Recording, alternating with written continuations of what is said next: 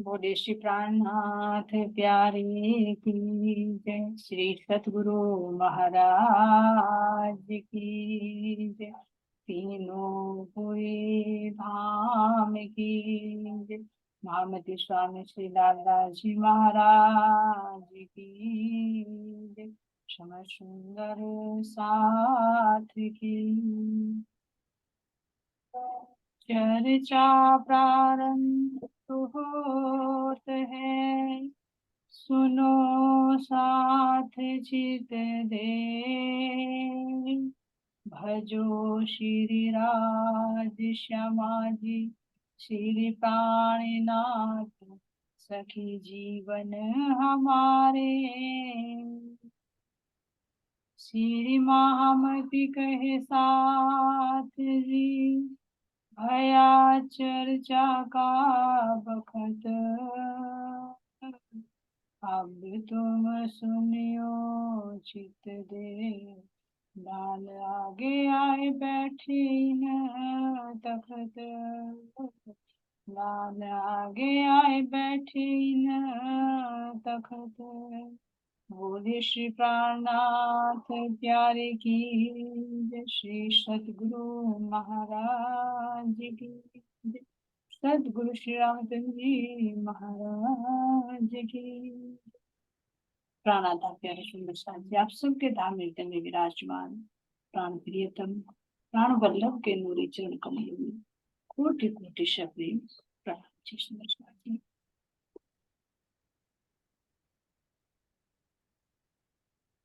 चलते सुंदर साथ जी बेतक साहिब की तरफ। तो कहाँ का प्रसंग चल रहा है श्री जी? कामा पहाड़ी से चलकर कहाँ आ जाते हैं? उदय। तो उदयपुर में जो झील होती है वहां पर किस तरह से हमने प्रसंग सुना सुंदर साथ जी, है ना? जो वहां का राजा होता है राणा राय सिंह, उसे श्री जी पर विश्वास नहीं होता है ना। तो किस तरह से यहाँ पर सुंदर साथ मिलते हैं। जो सुंदर साथ कैद में थे वे भी आकर मिलते हैं और नए सुंदर साथ भी यहाँ पर तातम ग्रहण करते हैं।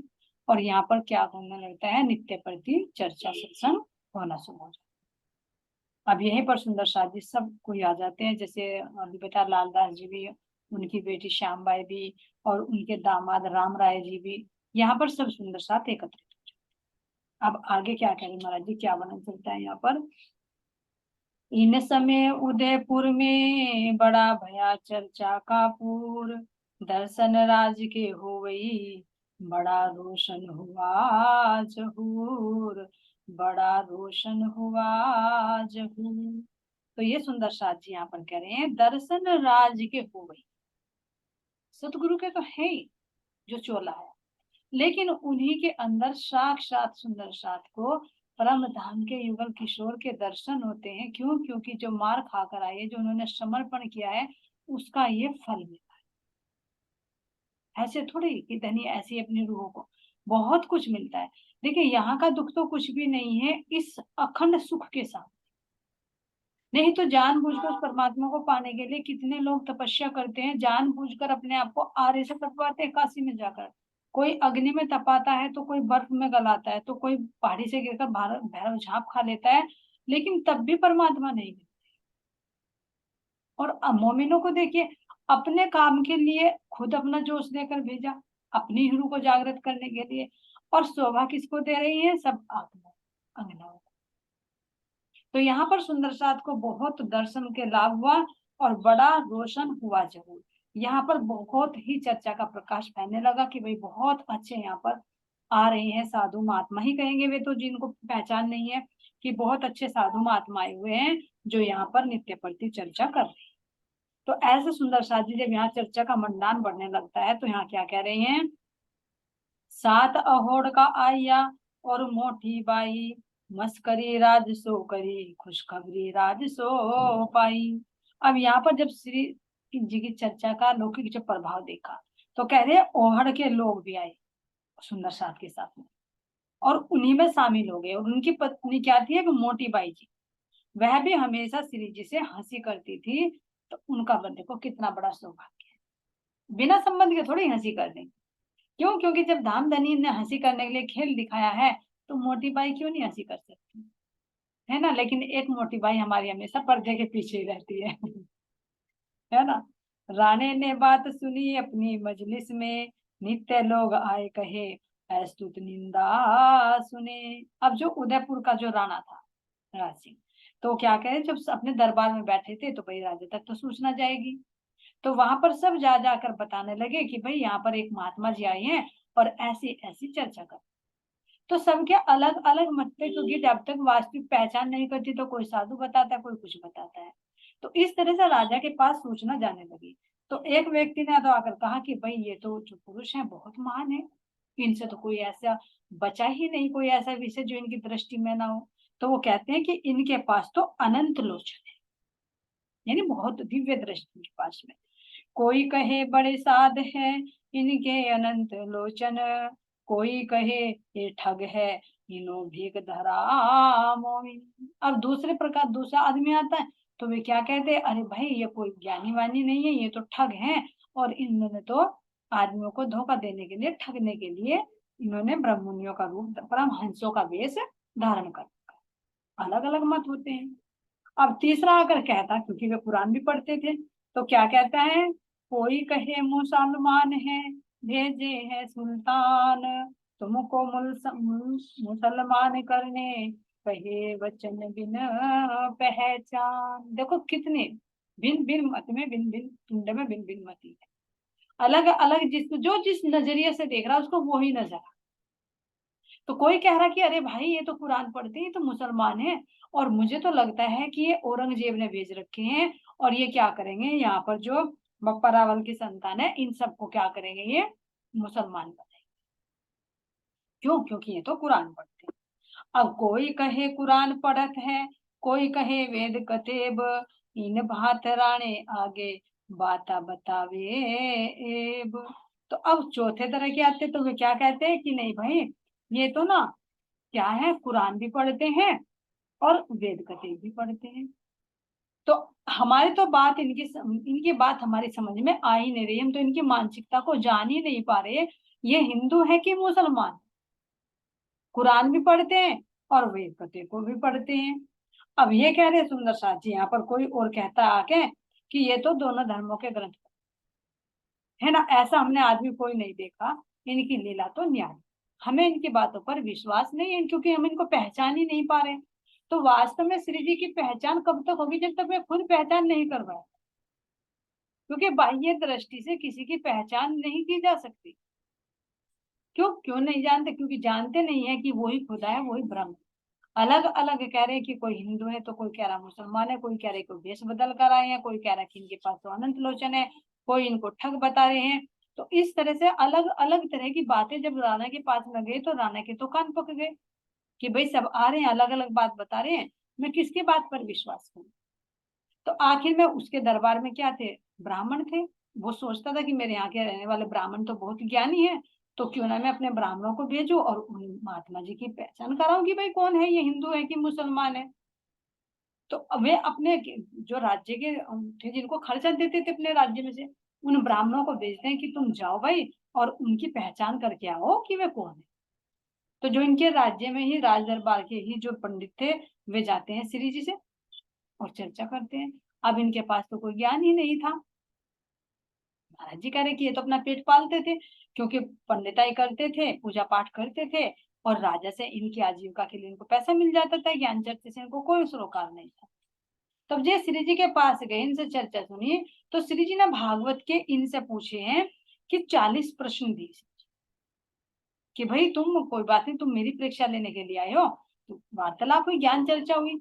आखिर में ज्ञान चर्चा होने के बाद जब वे शांत रहे तो श्री जी ने उनसे 40 प्रश्न भागवत के पूछे, और 15 पूछे हैं वेदांत के।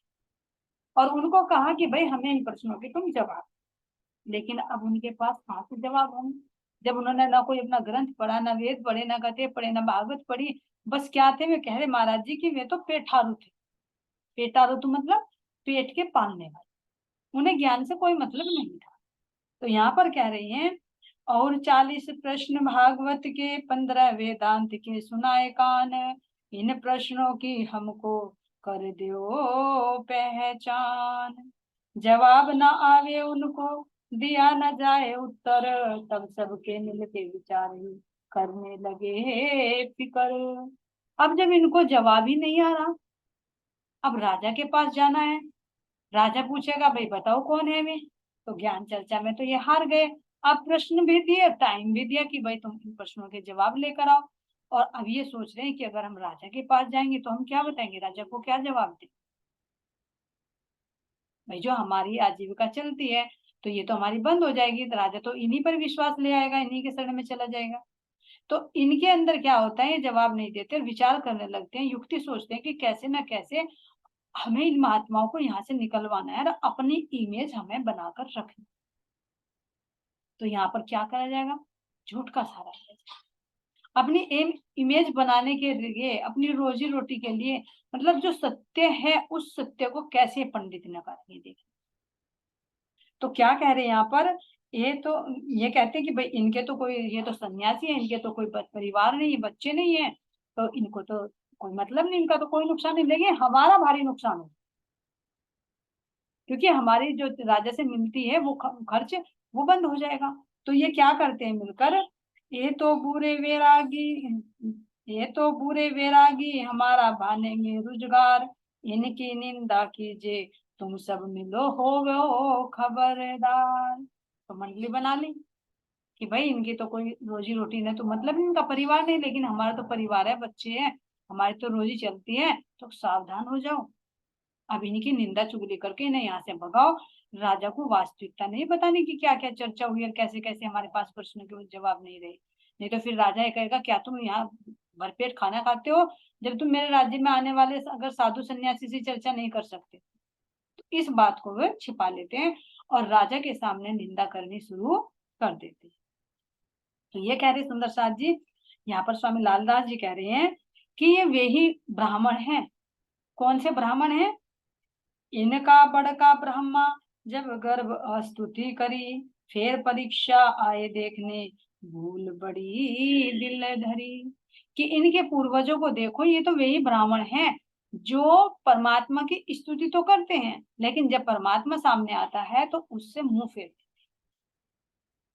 अभी पूजा पाठ किसकी करते हैं, परमात्मा को पाने के लिए करते हैं, उनकी की तो करते हैं, लेकिन जब सामने आ रहे हैं तो उनको कह रहे हैं कि निंदा चुगली करके भगाओ उनको यहाँ से। तो कह रहे हैं ये उन्हीं के ही वंशज हैं जो ब्रह्मा जी, जो कह रहे हैं कि जब ब्रह्मा जी ने गर्भ में श्री कृष्ण जी तो स्तुति की थी कि आप आओ, और जब वे प्रकट हुए तो उन्हें देख के, उनके व्यवहार को देख के कि भाई ये तो ग्वाल बालों का जूठन खाता है, ये तो गाय चराता है, अरे ये भगवान हो सकता है, ये परमात्मा हो सकता है। तो उन्हीं के गाय और ग्वाल बालों को छिपाकर उनकी परीक्षा लेते हैं। तो इसलिए कह रहे कि ये वही है जिनके मन में शंका होती है, इनके पूर्वज भी ऐसे रहे, तो ये क्यों ना करें। और क्या कह रहे हैं, गर्भ में पहचानिया भूल गया बाहिर, सो भूल आज लो सब में भई जाहिर। जब श्री कृष्ण जी गर्भ में थे जब तो उनकी स्तुति कर रहे थे, लेकिन जब वे बाहर आए तो वो माया का आवरण डल गया, और क्या कह रहे हैं, उनमें भूल गए। जब वे सब में प्रकट हुए तो वह भूल गए। तो यो ही भूल अब तक ये करते आए। अब देखो ध्यान देना, रामचरितमानस में भी आता है जब विभीषण श्री रामचंद्र से कहते हैं कि अगर मैं झूठ बोलूं तो मैं कलयुग का ब्राह्मण बनूं। तो क्यों, क्योंकि इनके जो ब्राह्मण है परे से ही लगे हुए आ रहे हैं, तो इसलिए कह रहे हैं कि इनकी ये भूल अब तक चली आ रही है, इनके वंशज ये करते आ रहे। ऐसे यहाँ ब्राह्मणों ने किया। ऐसे ही एक जब भी घटना घटती है, जब श्री कृष्ण जी गाय को चराते रहते हैं, है ना, और जो ब्राह्मण है वे क्या करते रहते हैं, यज्ञ। तो श्री कृष्ण जी अपने ग्वाल बालों के साथ जाते हैं तो उनसे भोजन की मांग करते हैं, लेकिन वो क्या कहते थे, अरे चलो भागो, अभी नहीं मिलेगा यहाँ से, है ना, जब यहाँ हम हवन कर लेंगे ना, हवन संपूर्ण हो जाएगा उसके बाद तुम्हें प्रसाद मिलेगा, जाओ यहाँ से। तो पहचाने तो नहीं, साक्षात श्री परमात्मा है श्री कृष्ण के रूप में, लेकिन जो उनकी पत्नियां थी उन्होंने उनको पहचान लिया, तो वे तो तुरंत पकड़ के उनको भर भर के देने लगी। अरे वही तो वास्तव में हवन है, जब साक्षात पूर्णब्रह्म परमात्मा खड़े हैं और वो अपने मुख में ग्रास ग्रहण करेंगे, और उनके अंदर जो अग्नि है उसके जठर अग्नि के अंदर ही तो वो वास्तव में हवन होगा, और वो बाहर के कर्म कांड में फंसे हुए, उनको लानत लगी। तो इस तरह से कह रहे सुंदर साथ जी, तो ये वे ही हैं ब्राह्मण हैं जो परमात्मा जब सामने आते हैं तो इनको पहचान नहीं पाते। और तीसरा दृष्टांत क्या दे रहे हैं, दूसरे ऋषिश्वर करते थे जगन, अन्न मांग्या तिन पे वे रहे कर्म में मगन। वे कर्म में मगन नहीं, और श्री कृष्ण आकर उनसे मांग रहे हैं, लेकिन जो सामने आ रहे हैं उनको नहीं दे। तो यहाँ शिक्षा क्या दे रहे हैं कि जैसे ब्रह्म सृष्टि सामने है तो उनको खिलाया हुआ वास्तव में रात्रि का ही भोग लग जाता है। भक्त ने खा लिया तो परमात्मा ने खा लिया, ब्रह्म सृष्टि ने खा लिया तो ब्रह्म ने खा लिया, है ना। भले ही वो तन खाता है, लेकिन उसकी तृप्ति का एहसास तो जीव को भी होता है। जीव के साथ सूरता जुड़ी हुई है, सूरता के साथ राज्य जुड़े हुए हैं, तो वो दुख सुख का अनुभव जीव के माध्यम से उत्पन्न हो। तो यहाँ पर कह रहे सुंदर साथ जी, भृगु बड़का इनका लात मारी छाती भगवान, ये तिनकी नस्ल कोई असल माफक पहचान। अब कह रहे हैं कि भृगु ऋषि भी इनमें सर्वोपरि माने जाते हैं। जब एक बार हुए थे ना वैस देवताओं में कि भाई देखते हैं कौन से भगवान बड़े हैं, देखे तो सही कौन से बड़े। तो भृगु ऋषि जी जाते हैं, सब ब्रह्मा जी के भी पास जाते हैं, विष्णु जी के पास जाते हैं और शिव जी के पास भी जाते हैं, और जा जाकर उनके दरबार में उनको अपशब्द ही बोलते हैं। तो जब जाते हैं तो ब्रह्मा जी भी क्रोधित हो जाते हैं, शिव जी के यहाँ जाते हैं तो वे भी क्रोधित हो जाते हैं। लेकिन जब विष्णु भगवान के पास जाते हैं तो जाते ही उनकी छाती में लात मार, लेकिन फिर भी विष्णु भगवान उठते हैं और कहते हैं ऋषिश्वर, आपको कहीं दर्द तो नहीं हुआ आपके पैर में, आपने जो लात मारी। यानी क्रोध नहीं किया, उनको देखा कि आपने जो लात मारी आपको तो दुख दर्द नहीं हुआ। तो उन्होंने कहा कि वास्तव में जिसके अंदर विनम्रता है, जिसके अंदर सहनशीलता है, क्षमाशीलता है, वो ही बड़ा होता है। किसी ज्ञान से पद से कोई बड़ा नहीं होता। तो जब विष्णु भगवान ने उनसे पूछा तो उन्होंने कहा कि ये वे ही बड़े। तो यहाँ पर ये कहा जाता है कि भृगु बड़का इनका लात मारी छाती भगवान, ये तिनकी नस्ल हुई असल माफक पहचान। तो इन्होंने त्रिदेव की परीक्षा करने के लिए विष्णु भगवान की छाती पर लात मारी थी, तो ये इनके ही पूर्वज हैं। तो कहाँ ये करेंगे, राजा ये पंडित, राजा के पंडित उन्हीं के वंशज हैं। तो इसलिए कह रहे हैं अपने पूर्वजों भृगु और याज्ञिक यज्ञ करने वाले जो ब्राह्मणों की तरह वे भी प्राणनाथ जी के स्वरूप को पहचान नहीं पाए। तो यहाँ कह रहे कि इसलिए ये नहीं पहचान पाए। इनो जाए राणे आगे लगे निंदा करने, हे वैरागी किसी काम के कबू न देखियो इन्हें। अब चढ़ा दिया जाकर राजा को कि भाई ये बैरागी तो पता नहीं कैसे कैसे हैं, और कभी ये कुरान की बात करते हैं, कभी ये वेदों की बात करते हैं, कभी भागवत की बात करते हैं, दिल में इनके वो मोहम्मद साहब बसते हैं, और बाहर से इन्होंने हिंदुओं का वेश धारण कर रखा है। तो तुम तो इनके पास जाना ही है, इनका मुंह भी मत देख। क्यों? क्योंकि ये तो मुसलमानों की बातें करते, कुरान की बातें करते। तो इस तरह से उनको चढ़ा दिया। जो करते एक दिन राणा चला ताल पर, श्री जी साहेब जी ता चले, श्री बाई जी रहे साथ खातर। तो ऐसे सुंदर साथ जी एक दिन राजा जब सुन लेता है तो उसके दिल में आ ही जाती है। तो यहाँ पर उदयपुर में जो ताल होता है झील, तो वहां पर एक बार राजा चला ही जाता है। तो वहीं पर जब श्री जी साहेब भी थे और तेज कुंवरी बाई भी थी, तो क्या कहते हैं कि वहां पर जो बराबर में ही हवेली थी वहां पर श्री जी ठहरे हुए थे। तो धीरे से राजा बस दर्शन करता है, लेकिन कोई ज्ञान चर्चा का लाभ नहीं ले पाता। क्यों? क्योंकि उसका अंकुर नहीं था। तो क्या कह रहे हैं यहाँ पर, तहा जाए एक हवेली में डेरा किया तित, लोग आवे चर्चा को हुआ आनंद बड़ा इत। राजा का तो बस इतना अंकुर था कि वो गया, दर्शन किया और वापस आ गया।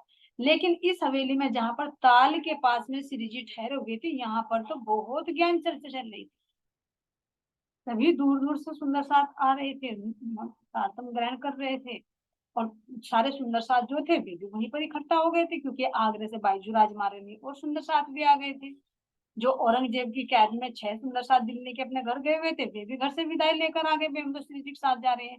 तो यहाँ पर बहुत सुंदर साथ एकत्रित होने लगा। अब यहाँ पर जब एकत्रित होने लगा तो माया भी आनी है। जहां चर्चा का शोर बढ़ेगा, दज्जाल भी शोर मचाएगा, क्योंकि बराबर का दे रखा उसको कि तुझे भी करना है। तो यहाँ पर सुंदर साथ के अंदर थोड़ी सी भेदभाव खड़ा हो जाता है।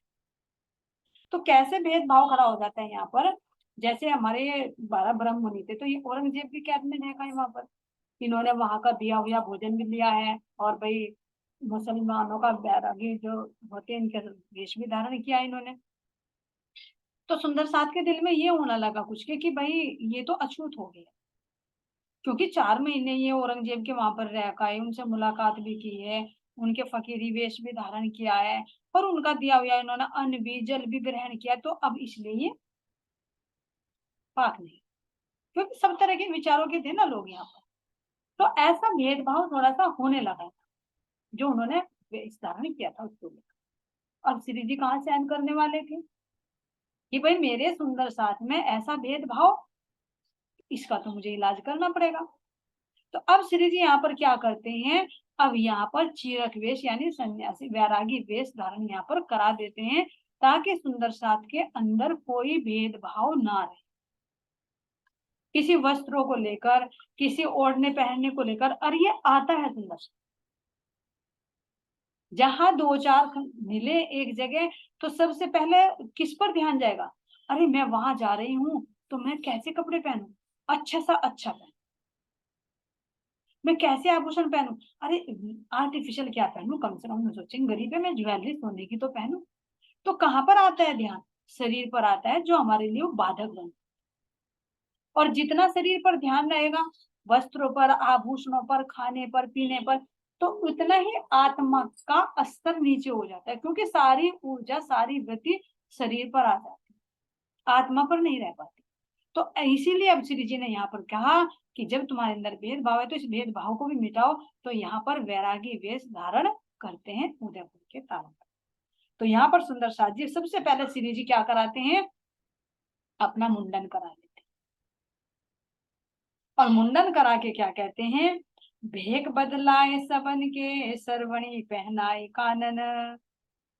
अच्छा, इन समय अवगुण साथ के ताको लेने लगे हिसाब। ध्यान देना सुंदर साथ जी, इन समय अवगुण साथ के ताको लेने लगे हिसाब, सब साथ पर खंडनी जोर हुई इनके बाबू।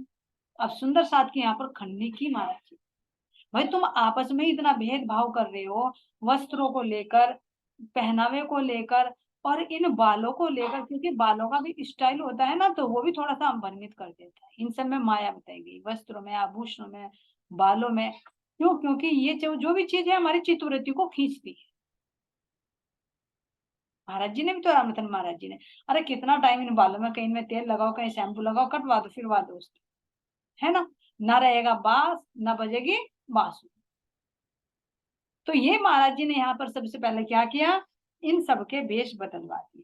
क्यों, इन सबके जो अंदर अवगुण आ गए थे, तो उन अवगुणों को दूर करना था। सबका हिसाब, हिसाब का मतलब कैसे, पूछना नहीं, अंदर से देख देख कर मंथन करना कि इसका व्यवहार में क्या झलक रहा है, इसके व्यवहार में क्या झलक रहा। तो कहीं ना कहीं तो श्री जी ने देखा होगा, तो अवगुण शब्द आए।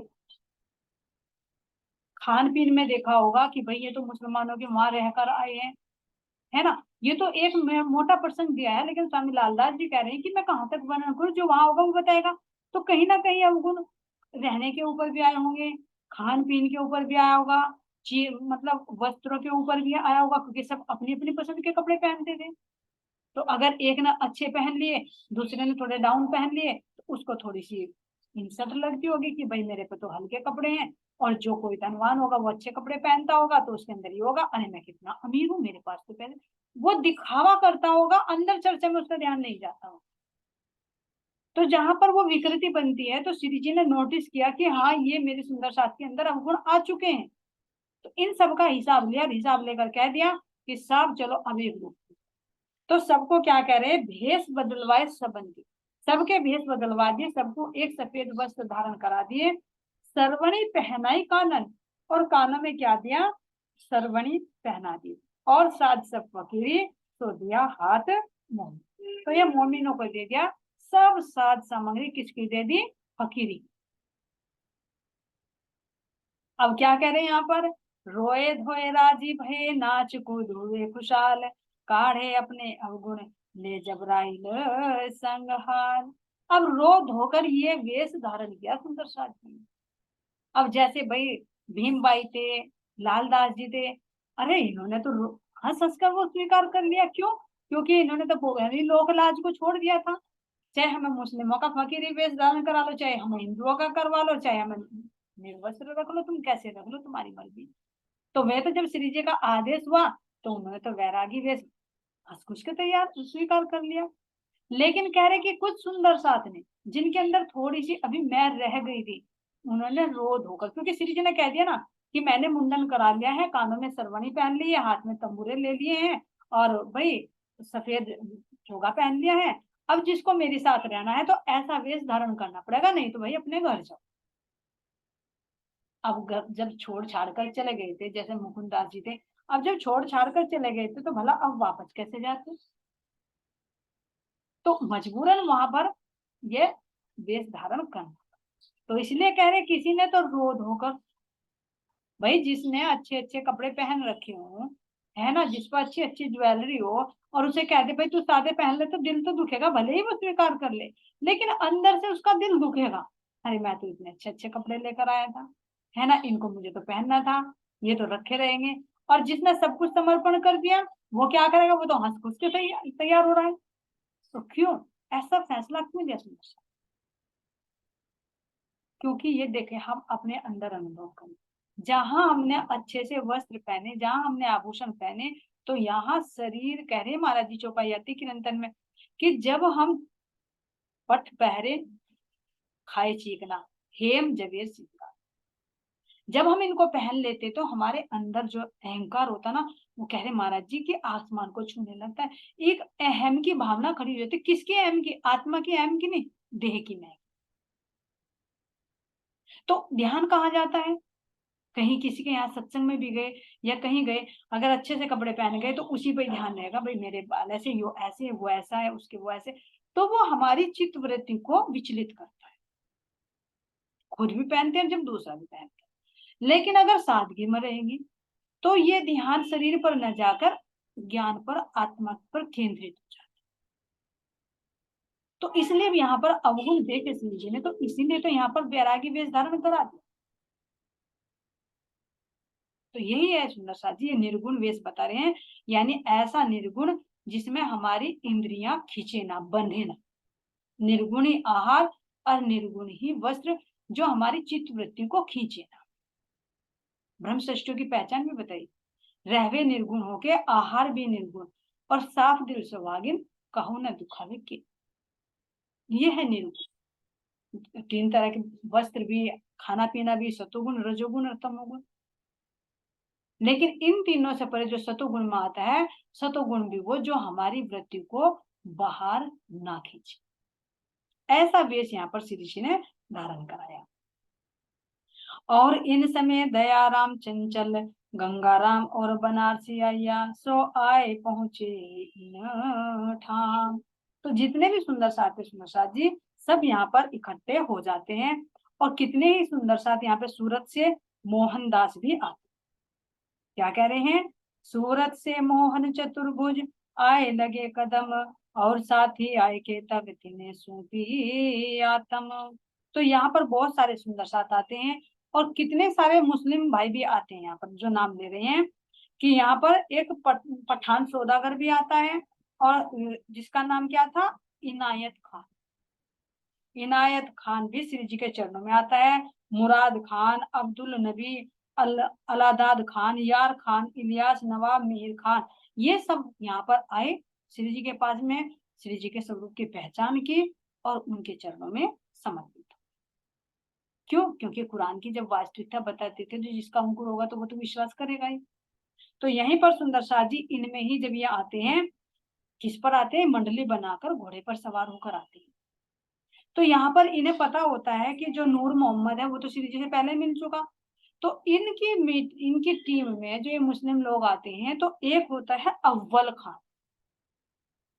तो अव्वल खान नूर मोहम्मद से पूछता है कि भाई ये महात्मा कौन है, तू मुझे इनकी पहचान करा। और अगर तूने मुझे इनकी पहचान ना कराई, तो क्या कहते हैं कि जब कयामत का दिन होगा, न्याय का दिन होगा, तो मैं तेरे से दामन झटक कर उस खुदा के सामने तेरे से हिसाब लूंगा कि तुझे मुझे इनकी पहचान क्यों नहीं कराई थी। ये सुंदर सा जी, जैसे हम कह देते हैं ना कि कसम दे देते हैं कि भगवान की कसम, माँ की कसम, कितनी यहाँ की कसम खाते हैं, तो डर होता है ना। तो इनको क्या डर होता है कि वो जो न्याय का दिन होगा उस दिन सबका हिसाब होगा, तो मैं भी तेरे से मांग करूँ। कितनी बार आया पर्सन देखो, वहां जब अरब में भी श्री जी को मिले थे, उन्होंने कहा था कि जाकर उसका दामन झटक देना, पूछना कि न्याय के दिन में तेरे से हिसाब लूंगा। उधर वे थे जो वहां पर अहमदाबाद में जेल में गए थे, जो कांजी भाई, उन्होंने भी जब उनके ऊपर आवेश आ गया था कि न्याय के दिन तुम्हारा हिसाब लेगा खुदा, जो तुम निर्दोषों पर इतना अत्याचार कर रहे हो। तो ये सुंदर साथी मुसलमानों का ही नहीं, हम सबका है ये 7वां दिन, हम सबका न्याय होना है। तो ये यहाँ का इसका दावा देते हैं कि अगर तूने मुझे इनकी पहचान ना कराई तो न्याय के दिन खुदा के सामने ही मैं तेरे से ये हिसाब लूंगा कि मैंने तेरे से मांग की थी तो तूने मुझे पहचान क्यों नहीं कराई। तो तब ये पहचान करा देते हैं कि ये ही हमारे इमाम मेहंदी हैं, इन्हीं के अंदर मोहम्मद साहब विराजमान है, और ये हकीकत और मार्फत का ज्ञान जानते हैं। यही अंतिम कल के अवतार जो कहे निष्कलंक बुद्ध अवतार या इमाम मेहंदी, तो उनकी पहचान ये नूर मोहम्मद अव्वल खान को करा दी। अब अव्वल खान के अंदर तो परम धाम का अंकुर था, तो जैसे ही उन्होंने श्री जी से हकीकत की और मार्फत की और कुरान की बातें सुनी, तो वो उसने तो अपना चाबुक निकाला और अपने आप को मारना शुरू कर दिया और कहने लगा, अरे मेरे अल्लाह ताला, मोहम्मद मेहदी, आप मेरे सामने हिंदू के चोले में बैठे और मैं अब तक तुम्हें पहचान नहीं पाया। मैं कितना बदनसीब हूं कि मैं अब तक इधर उधर माया में भटकता रहा और मेरे हादी मेहंदी इमाम मेहंदी प्रकट हुए बैठे सामने। तो कितना पश्चाताप, अपने आप को ही वो मारना शुरू कर देता है। ये पश्चाताप, ये अंकुर की पहचान है। अब देखिए इनको तो इतनी देर में विश्वास आ गया, और अगर हम भी शिव जी की पहचान को छिपाते हैं या दूसरी आत्मा को उनका परिचय नहीं देते, तो हमारे से भी तो न्याय लिया जाएगा ना, हिसाब लिया जाएगा ना, कि जब तुझे पहचान करा दी थी और परम धाम में तू वादा करके गई थी कि मैं तुझे बताऊंगी, तो फिर अगर हम इस अपने कर्तव्य से डिगते हैं, तो ये समझे न्याय के दिन हम क्या हिसाब दें। ये डर हमें भी होना चाहिए, हमारी बातें हैं कि न्याय के दिन सबका हिसाब होगा। हम कितना कुछ कर रहे हैं, वो कल भी आया था ना, ये वहीं भी तक चलेगी, योग माया में ही जो कोई भुलावे में नहीं डाल पाएगा कि किसी ने सुन लिया किसी ना ना सुने, सब सुनेंगे उस समय, क्योंकि सबके पास जागृति बुद्धि आ जाएगी। यहाँ के जीव भी, देवी देवता भी, सब जो पश्चाताप करेंगे, तो सब वो ही बड़ा दिन है न्याय का दिन, कयामत का। तो यहाँ पर जब ये सुंदर साथ जी अपने आप को चाबुक से मारने लगता है, तो श्री जी इनको रोक देते हैं और रोककर इनसे बहुत प्रेम भरी मीठी बातें करते हैं और समझाते हैं कि तुम्हारा आदि तुमसे कभी भी दूर ना तो था और ना ही होगा। तो इस तरह से सुंदर साथ जी ये विश्वास इन पर ले आते हैं। अब यहीं पर आते हैं कुछ और मुसलमान भी, जब बात सुनकर आते हैं कि भाई नूर मोहम्मद भी, अव्वल खान भी, सब एक बैरागी के चरणों में समर्पित हो रहे हैं, तो चलो हम भी उनकी परीक्षा लेते हैं। तो वे आते हैं तो श्री जी से क्या कहते हैं कि अगर तुम हमारा कलमा पढ़ दोगे ना, तो हम भी तुम्हारे शरण में आ जाएंगे। जैसे बाहर से कहते हैं ना कि पढ़ो तुम ला इलाहा इल्लल्लाह मोहम्मद रसूल अल्लाह, तुम पढ़ दोगे, अगर हिंदू होंगे तो तुम पढ़ने की नहीं सोचोगे कि पाप लगेगा हमें, और अगर तुम मुसलमान होंगे यानी उन मोहम्मद साहब पर विश्वास करते हो, तो तुम बोल दोगे। तो वे भी जाहिरा अर्थ ले रहे थे। तो श्री जी को जोश आ गया इनको देखकर, कहने लगे मेरे और तुम मोहम्मद साहब के बीच में आने वाले तुम कौन होते हो, तुम लोगे मेरी परीक्षा। भाई मोहम्मद तो मेरे ही अंदर है, तू कह रहा है कि बाहर से करना पड़े, तू बाहर से ले रहा, वो अंदर में विराजमान है। तो तब ऐसी बात जब श्री जी के मुख से सुनी, तो यहाँ पर कह रहे हैं नूर मोहम्मद को भी जोश आ जाता है, और जब जोश उन्होंने देखा दोनों के अंदर, तो वे तो वहां से रफू चक्कर हो गए, तुरंत वहां से भाग गए कि यहाँ तुम्हारी बात बनने वाली नहीं है, और बाहर जाकर शोर मचाने लगे कि भाई संभल जाओ, हाँ एक महात्मा जी आए हुए हैं और वे हिंदू हैं, कुरान की बात पढ़ पढ़ के हमारे मुसलमान भाइयों को हिंदू बना। तो जाकर वे इस तरह से शोर यहाँ पर मचाना शुरू कर देते हैं। अब आगे सुंदर साथ जी आगे का प्रकरण आगे। अव्वल खां की रूह पर आए जबराइल ने किया जोर, जोश देख काफर डरे, करने लगे शोर, करने लगे शोर। बोले श्री प्राणनाथ प्यारे की जय, श्री सतगुरु महाराज की जय, सतगुरु श्री रामचंद्र जी महाराज की जय। प्रणाम। सभी सुंदर साथ के चरणों में कोटि कोटि